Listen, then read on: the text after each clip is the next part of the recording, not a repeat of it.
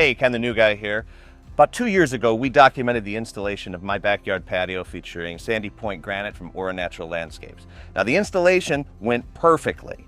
Everything was solid, but about 2 months after, the polymeric sand that was in the joints started to flake and actually just kind of come out. Now, I didn't know what was happening, so I decided to turn to an expert in the field, Greg from SEK Surebond. He can tell me what potentially is happening. Great, we can talk about what happened and how to fix that. So it's common in the field to get complaints about polymeric sand. It's important to realize that the installation is the key to any polymeric sand. This is a great looking project and there's lots of opportunity and a relatively easy fix. So we're going to diagnose the problem and then we're going to clean out the joints and then we're going to reinstall some new sand. Sounds good. So this is one of three main problems with the installation of polymeric sand. It doesn't matter whose sand you're using, these can be problematic for you. Number one, there's always a chance there's a problem with the sand. It's 2 or 3% of the problems I see in the field are actually sand problems. Okay. I know the guys always think that it's always the sand, but in reality, it's a small percentage. About 10 to 15% of the problems we see in the field are from sites. Polymeric sand, any brand on the market, is designed to get wet and dry and wet and dry. So if we put it in a shady site, under a deck, in a wooded site, on top of a base that doesn't drain, the polymeric sand is not going to strive. So that's about 10 to 15% of the problem. The third reason is really the biggest reason. It comes from the installation process. When we're installing polymeric sand, again, no matter whose it is, it's important to get it saturated from the top to the bottom. So if I only saturate a little bit of the polymeric sand, you're going to get exactly what you have here. That crust on the surface, that's all they got wet, so that's all that got hard. There are some sands on the market now which are rain safe super fast, which is I'm assuming you used here.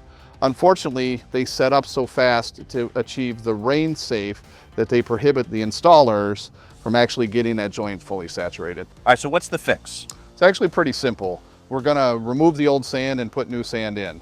It's important to remember though, when you take out old polymeric sand, to remove at least 1 inch to 1.5 inches of the old sand before putting in new sand. That should be easy. Half of it's already blown out on its own. So there's a couple different tools we can use to hand take out the joint sand.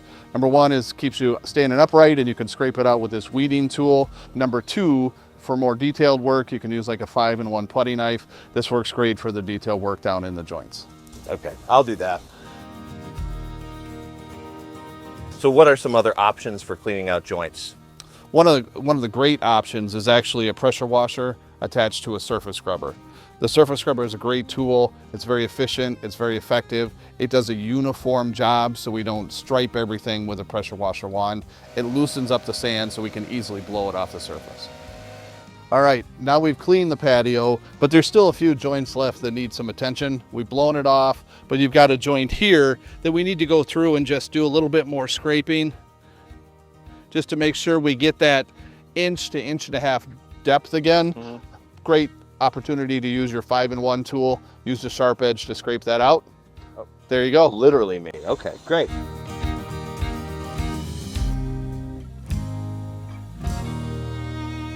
All right, day 2. That's enough work for me. I believe this belongs to you, sir.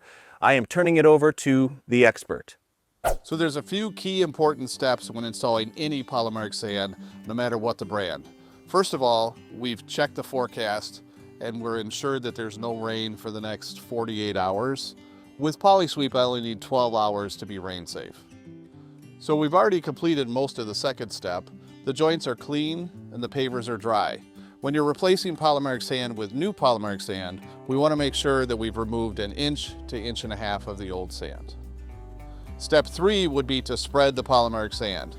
We're going to open a bag and instead of making a pile and bulldozing it across the patio, we're going to drag the bag along and let the sand fall out. That's a more efficient way to spread the bag and it keeps the polymers and all the ingredients in the polymeric sand properly mixed. Step 4, we're gonna sweep the sand into all the joints to the height of the top of the pavers. Step 5, we're going to sweep the sand off and make piles of sand around the patio, and then we're gonna blow any excess sand and dust off of the patio. Step 6, we're gonna use a roller compactor or a plate compactor with a pad. For natural stone and large format pavers, we do recommend a roller compactor. This will consolidate the sand in the joints, removing any air and settling it down. Step 7, we're now going to re-sweep at a 45-degree angle to the joints and properly set the height at a minimum depth of 1/8 inch below the surface of the paver. When we're done sweeping, we're going to remove any excess sand piles, and then we're going to lightly blow to remove any dust and debris that may remain on the surface. Step 8, the most important process, and this is different depending on which polymeric sand you're using, we're going to complete the watering process. For poly sweep, we require 3 waterings.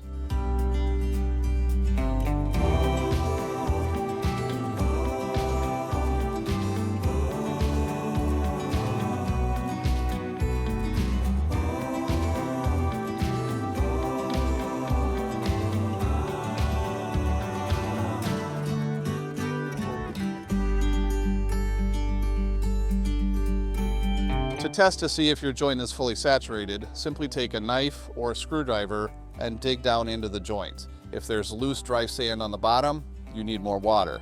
If the sand stands up on its own and makes a column, then you have enough water. You can tap the sand back into the hole you've created and continue to the last steps.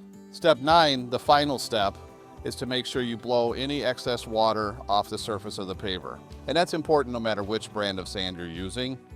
And then keep all foot traffic off for a minimum of 24 hours, and vehicular traffic would be 24 to 48 hours.